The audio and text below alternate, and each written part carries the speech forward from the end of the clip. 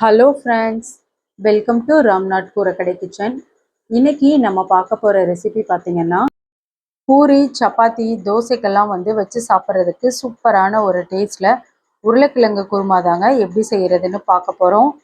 இது ரொம்ப சிம்பிளாக செஞ்சிடலாங்க, ஆனால் டேஸ்ட் வைஸ் அல்டிமேட்டாக இருக்கும். வாங்க ரெசிபி எப்படின்னு நம்ம வீடியோக்குள்ளே போய் பார்க்கலாம். ஃபஸ்ட்டு இந்த உருளைக்கிழங்கு குருமா செய்கிறதுக்கு 5 அளவுக்கு உருளைக்கிழங்கு 2 கட் பண்ணி எடுத்துருக்கேங்க. இப்போ இந்த கட் பண்ண உருளைக்கிழங்க நம்ம குக்கரில் சேர்த்துக்கலாங்க. உருளைக்கிழங்கு நல்லா மூழ்கிற அளவுக்கு தண்ணி சேர்த்துக்கலாங்க. மிதமான தீயில 2 விசில் மட்டும் வச்சு எடுத்துக்கலாங்க.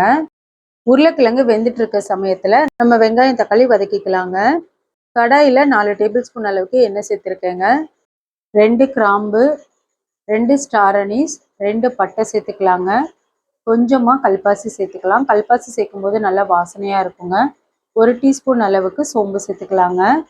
இப்போ நம்ம சேர்த்துக்க ஸ்பைசஸ் எல்லாமே எண்ணெயில் 1 நிமிஷம் போல் நல்லா பொரிஞ்சதுக்கப்புறம் இது கூட பெரிய வெங்காயம் 5 அளவுக்கு நல்லா நீல வாக்கில் கட் பண்ணி சேர்த்துக்கிறேங்க. கொஞ்சம் மெல்லிசாக கட் பண்ணி சேர்த்துக்கோங்க.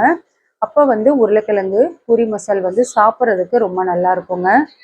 கொஞ்சமாக கறிவேப்பிலை சேர்த்துட்டு காரத்துக்கு 6 அளவுக்கு பச்சை மிளகா கீரி சேர்த்துக்கலாங்க. இந்த பூரி மசாலுக்கு பச்சை மிளகா காரம் தாங்க.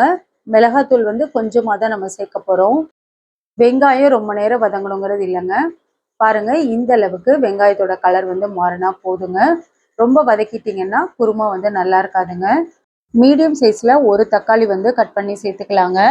தக்காளி 1-2 வதங்கினா போதுங்க. ஒரு 3 நிமிஷம் போல் நல்லா வதக்கி விட்டாச்சுங்க. இந்த ஸ்டேஜில் நம்ம மசாலா பொருள் ஒவ்வொன்றா சேர்த்துக்கலாங்க. 1/4 டேபிள் ஸ்பூன் அளவுக்கு மஞ்சத்தூள், 1/4 டேபிள் ஸ்பூன் அளவுக்கு மிளகாத்தூள் சேர்த்துக்கலாங்க. மிளகாத்தூள் அதிகமாக சேர்க்க வேணாங்க, கொஞ்சமாக சேர்த்துக்கிட்டிங்கன்னா போதும். நம்மளுக்கு பச்சை மிளகாவோட காரம் தான் அதிகமாக இருக்கணும். இப்போ சேர்த்துருக்க மசாலா எல்லாத்தையுமே நல்லா இந்த அளவுக்கு வதக்கி விட்டாச்சுங்க. இப்போ மசாலாவோட பச்சை வாசனை போகிறக்காக 1/2 டம்ளர் அளவுக்கு மட்டும் தண்ணி சேர்த்துக்கலாங்க.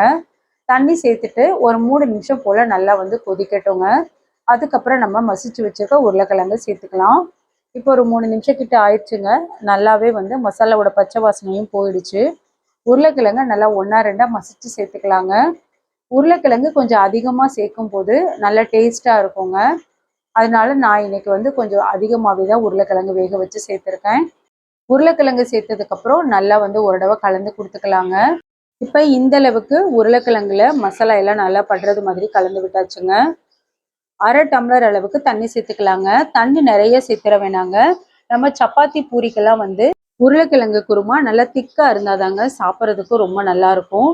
நம்ம ஹோட்டல்களில் சாப்பிட்ற அதே டேஸ்ட்லேயே இருக்குங்க. இப்போ பாருங்கள், நல்லா கலந்து கொடுத்தாச்சுங்க. உப்பு இப்போ தான் சேர்க்குறேங்க. அதனால 1 டீஸ்பூன் அளவுக்கு நான் கல்லுப்பு தாங்க சேர்த்துருக்கேன். உப்பு சேர்த்துட்டு ஒரு தடவை நல்லா கலந்து கொடுத்துக்கலாங்க. இப்போ நம்மளுக்கு ஒரு கொதி வந்துடணுங்க. ஏன்னா நம்ம தண்ணி எல்லாம் சேர்த்துருக்கிறதுனால. இப்போ ஒரு 4-5 நிமிஷம் கிட்ட ஆயிடுச்சுங்க. நல்லா ஒரு கொதி வர ஆரம்பிச்சிருச்சு. இப்போ நம்ம ஸ்டவ் ஆஃப் பண்ணிடலாங்க. ரொம்ப சிம்பிளான டேஸ்டியான உருளைக்கிழங்கு பூரி மசால் ரெடி ஆயிடுச்சுங்க.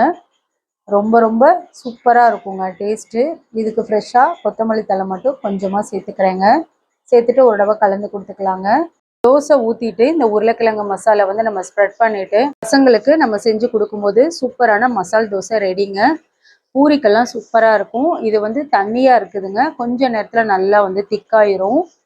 கண்டிப்பாக நீங்களும் நான் செஞ்ச இதே அளவுகள் படி உங்கள் வீட்டில் செஞ்சு பாருங்கள். செஞ்சு பார்த்துட்டு டேஸ்ட்டு எப்படி இருந்ததுன்னு கமெண்ட்ஸில் சொல்லுங்கள். நீங்கள் இப்போ தான் நம்ம சேனலை ஃபர்ஸ்ட் டைம் பார்க்குறீங்கன்னா ராம்நாத் கூரக்கடை கிச்சனை சப்ஸ்கிரைப் பண்ணிக்கோங்க. பக்கத்தில் இருக்க பெல் ஐக்கானை கிளிக் பண்ணிவிட்டு ஆல்ன்ற ஆப்ஷனை டிக் பண்ணிக்கோங்க. அப்போ தான் நான் போடுற புது ரெசிபிஸ் நோட்டிஃபிகேஷனில் உங்களுக்கு உடனுக்குடனே வரும். இந்த வீடியோ உங்களுக்கு பிடிச்சிருந்தாலும் லைக் பண்ணுங்கள். உங்கள் ஃப்ரெண்ட்ஸ் அண்ட் ரிலேட்டிவ் ஃபேமிலிக்கும் ஷேர் பண்ணுங்கள்.